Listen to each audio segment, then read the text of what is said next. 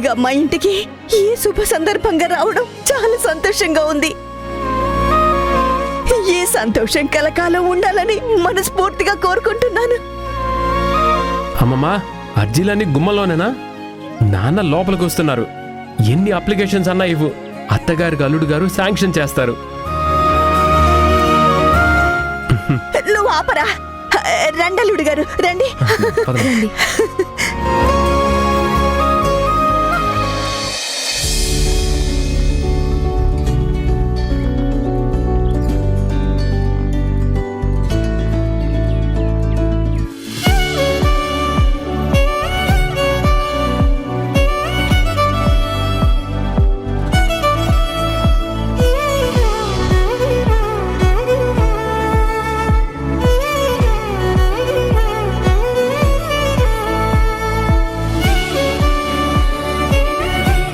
Silent గా చూసుకోవడమేనా?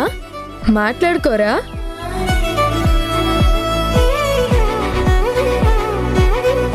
బాగున్నావా గుణ? బాగున్నాను జనని. ఏంటా ఉలికిపాటు? ఏంటా మొహమాటం? వాయిస్ క్లాష్ అయింది. ఏంటమ్మా ఇవాళ నీలో కొత్తగా ఫస్ట్ టైం ఈ సిగ్గుపడే యాంగిల్ చూస్తున్నాను.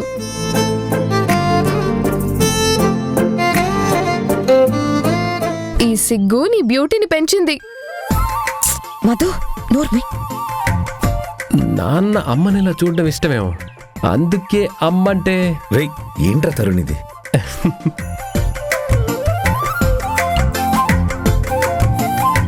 సరే సరే, ఇద్దరికి పెళ్లి రోజు శుభాకాంక్షలు.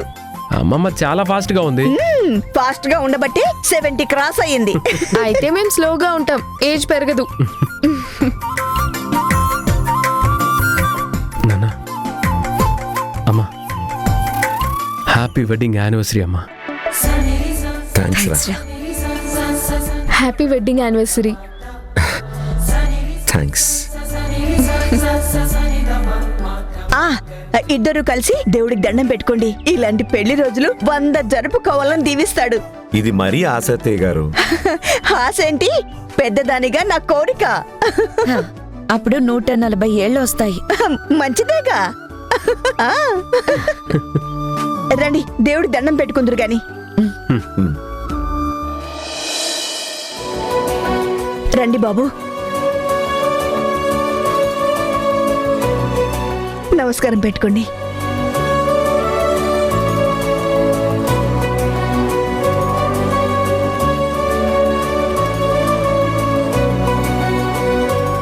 దేవుడి ముందు గుణ పక్కన నిలబడి ఇలా దండం పెట్టుకుని ఎన్నాళ్ళయిందే.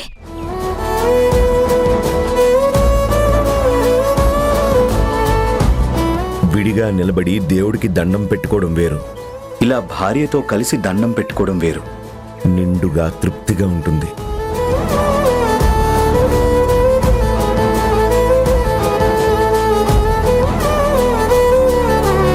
అమ్మా, నాన్న, మీరమ్మ ఆశీర్వాదం తీసుకోండి. నేనెందుకు లేరా? అదేంటి, నువ్వే మూల విరాట్, పైగా పెద్దదానివి, దైవం తర్వాత దైవంతో సమానం. అవునమ్మమ్మా. ఆశీర్వదించండి అత్తయ్య గారు.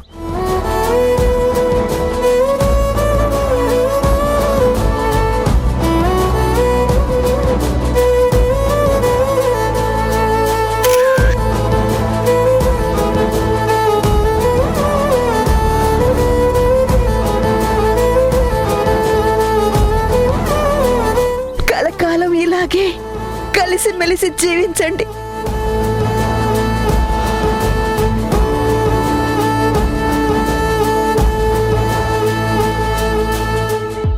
జర్నీ, గుణ దీవెనలు తీసుకో.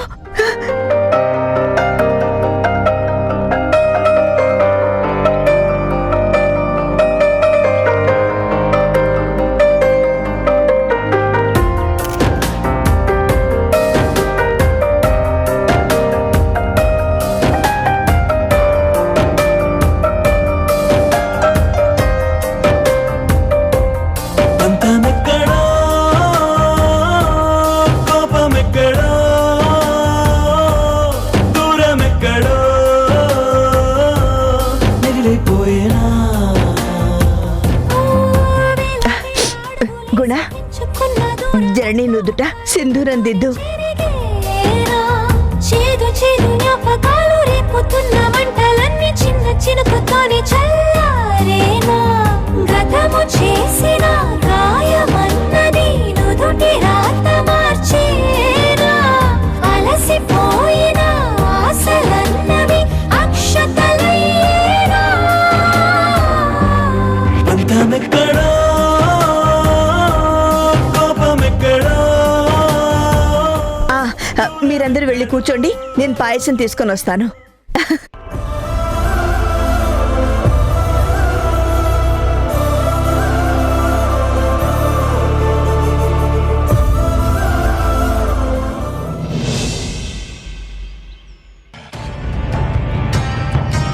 మనం ఎంత బాగా ఇంప్రెస్ చేయగలిగితే నా తమ్ముడు అంత త్వరగా మన మీద ఉన్న డౌట్ నుంచి బయటికి రాగలుగుతాడు.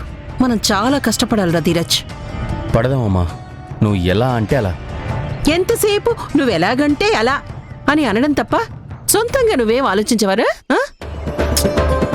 ఆలోచిస్తాను గానీ నువ్వే వద్దంటావు కదా మమ్మీ. మనదంతా కాస్త ఫాస్ట్ అండ్ స్ట్రాంగ్ డెసిషన్స్ కదా, వైలెంట్గా ఉంటాయి.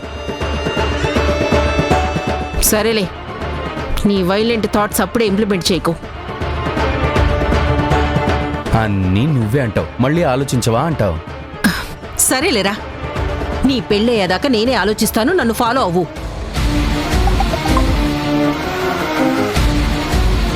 వీడేంటి మెసేజ్ పెట్టాడు?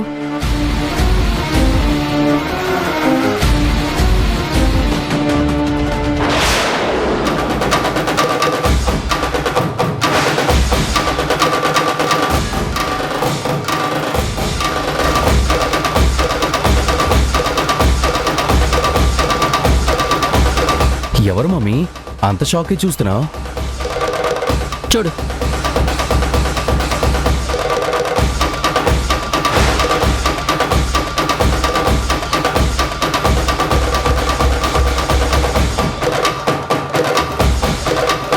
వీడు అక్కడికి ఎప్పుడు వెళ్ళాడు? దాని మొహన బొట్టు ఎందుకు పెడుతున్నాడు? వీడు నాకు ఫోటో ఎందుకు పంపించాడు? వాళ్ళ అమ్మ నాన్న క్లోజ్గా ఉంటున్నారని నీకు చెప్పడానికి మమ్మీ, నువ్వు కుళ్ళుకోవడానికి. వీడికి నేను బాగా చులకనైపోయాన్రా. నన్ను మాటలంటానికి వెనకడ్డం లేదు.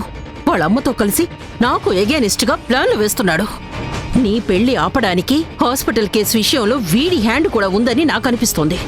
ఖచ్చితంగా ఉంటుంది మమ్మీ, అందులో డౌట్ ఏం లేదు. ఆ అమ్మ వెంటే కొడుకు కదా, హాస్పిటల్ కేసు ఆవిడ గారు చేయబట్టే అని అన్నావుగా, బ్యాక్గ్రౌండ్లో వీడు ఖచ్చితంగా ఉంటాడు. వీడిని కాస్త భయపెట్టాలరా, వెనక్కి తగ్గేలా చెయ్యాలి. వీడు ఏకు మేకైతే ముందు ముందు మనకే ఇబ్బంది. నువ్వు చెప్పు మమ్మీ, నువ్వు ఏం చేయమంటే అది చేస్తాను. కాళ్ళు చేతులు విరగొట్టి మంచమే పడేయాలా? అవన్నీ టెంపరీ ప్లాన్లురా. నీ పెళ్ళయ్యేదాకా మనం ఏం చెయ్యొద్దు. ముందు ఈ గండం గడిచి పెళ్ళవని, ఆ తర్వాత మన జోలికి రావాలంటేనే దడుచుకునేలా చేద్దాం. ధరణి వాడికి చెల్లెలే అవుతుందిగా. ముందు అది నీ పెళ్ళాం కాని దాంతోపాటు అందర్నీ చెప్పు చేతల్లో పెట్టుంచొచ్చురా.